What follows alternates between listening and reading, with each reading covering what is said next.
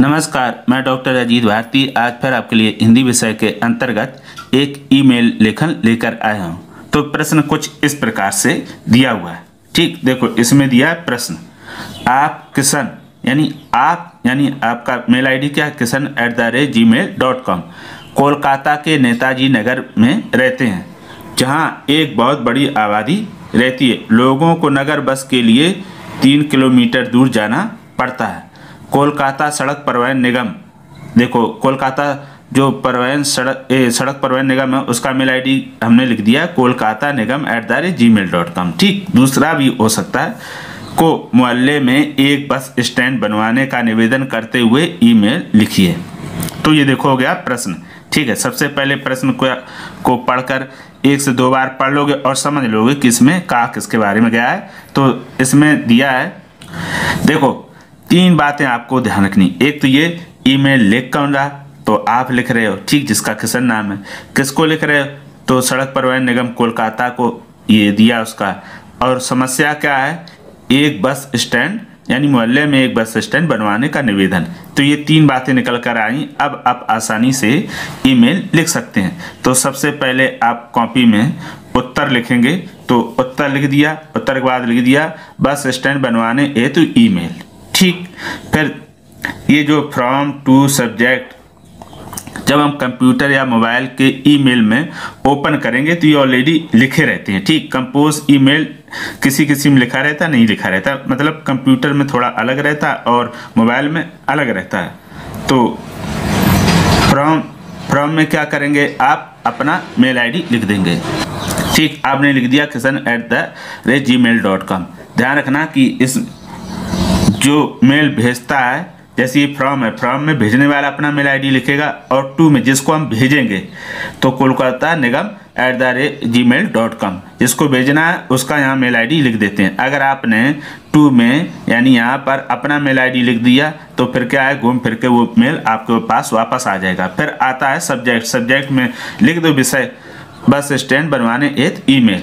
फिर ये compose email लिखा रहेगा, उसके नीचे फिर हम अब लिख देंगे पत्र जैसा। तो लिख दिया सेवा में कॉमा लगा दिया और उसके ठीक सामने दिनांक लिख दी। दिनांक के बाद हमने मान लो लिख दी 12/3/2000 और 2 एक्स बना दिए। एक्स इसलिए बना दिए क्योंकि हम कभी भी परीक्षा में या कॉपी में सही डेट नहीं लिखेंगे। अब उसके बाद फिर लिख देते हैं सड़क परिवहन निगम महोदय कोलकाता पश्चिम बंगाल। अब उसके पश्चात अगर आप चाहें तो लाइन छोड़ें, ना चाहे तो मत छोड़ें, महोदय कॉमा लगा दो। फिर उसी के नीचे लिखेंगे उपयुक्त विषय के संदर्भ में विनम्र निवेदन है कि मेरा नाम किशन है, मैं नेताजी नगर का निवासी हूँ। यहाँ एक बहुत बड़ी आबादी निवास करती है। किसी प्रकार का बस स्टैंड ना होने के कारण लोगों को 3 किलोमीटर दूर पैदल चलकर जाना पड़ता है। कभी कभी काम पर और पढ़ाई के लिए जाने वाले छात्रों की बस छूट जाती है, फिर उन्हें टैक्सी में बैठकर जाने पर अधिक किराया देना पड़ता है। इसी तरह प्रतिदिन सभी को परिवहन से संबंधित परेशानियों का सामना करना पड़ता है। तो देखो, जब भी मेल लिखेंगे पहले तो अपना पता दोगे, ठीक, नाम और पता, और फिर उसके बाद समस्या बताओगे। फिर समस्या के समाधान हेतु आप उनसे आग्रह करोगे। तो 3 स्टेप में हम मेल लिखेंगे। अब अंत में लिखेंगे अतः आपसे विनम्र निवेदन है कि आप शीघ्रता से एक नया बस स्टैंड बनवा दें, तो स्थानीय निवासियों को असुविधा से मुक्ति मिल जाएगी। सभी नगरवासी सदैव आपके आभारी रहेंगे।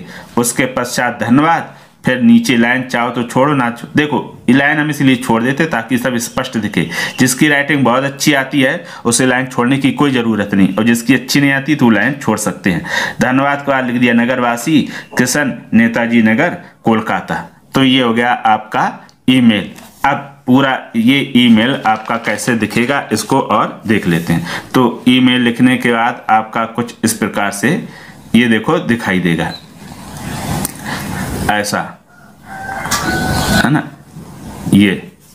और दूसरे पेज पर भी लिखा है वो इस तरह से दिखेगा। अगर एक पेज में हो जाए तो आप एक पेज में लिख देना, और 2 पेज में हो तो आप 2 पेज में लिखिएगा। ठीक, पूरा लिखिए और सही, पेज की कंजूसी बिल्कुल ना करें। जब पूरा मेल लिख जाएगा तो कुछ इस प्रकार से आपका दिखाई देगा। ये देखो ऐसा दिख रहा है और ये ऐसा दिखेगा, है ना, दोनों तरफ। तो इस तरह से पूरा बनने के बाद आपका दिखाई देगा।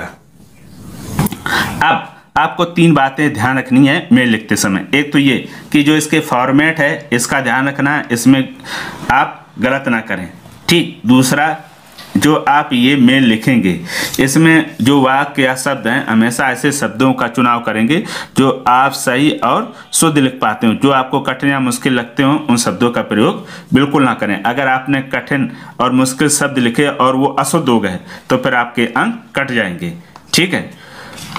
और तीसरी बात, आप इस ईमेल को देखकर अपनी कॉपी में 2 बार लिखिए और फिर तीसरी बार बगैर देखे लिखिए, और जो उसमें गलतियां रह गई हों मिलान कर लीजिएगा। यानी जैसे 2 बार लिख लिया देखकर, फिर तीसरी बार बगैर देखे और तीसरी बार लिखने के बाद आप मिलान कर लो, है ना, कि मेन चीज़ें आपने सही लिखी कि नहीं। देखो अंदर का विषय तो थोड़ा बहुत बदल सकता है, लेकिन मेन मुख्य चीज़ें हैं वो एक जैसी रहनी चाहिए।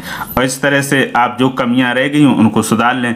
ऐसे ही आप इस ईमेल और दूसरे विषय पर ईमेल का आप अभ्यास करेंगे तो बहुत ही कम समय में बहुत सुंदर और अच्छा अट्रैक्टिव ईमेल लिखना सीख जाएंगे। अगर आपने बहुत ही सुंदर, अट्रैक्टिव और त्रुटि रहित ईमेल कंप्लीट लिखा तो निश्चित तौर में आपको पूरे में पूरे अंक तो मिलेंगे, साथ में आप ईमेल लिखना कंप्यूटर और मोबाइल पर भी सीख जाएंगे।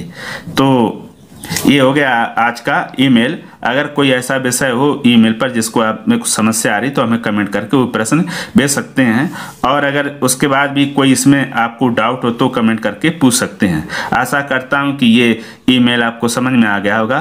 तो फिर आज के लिए इतना ही। अब हम फिर मिलेंगे किसी नए विषय के साथ, तब तक के लिए धन्यवाद।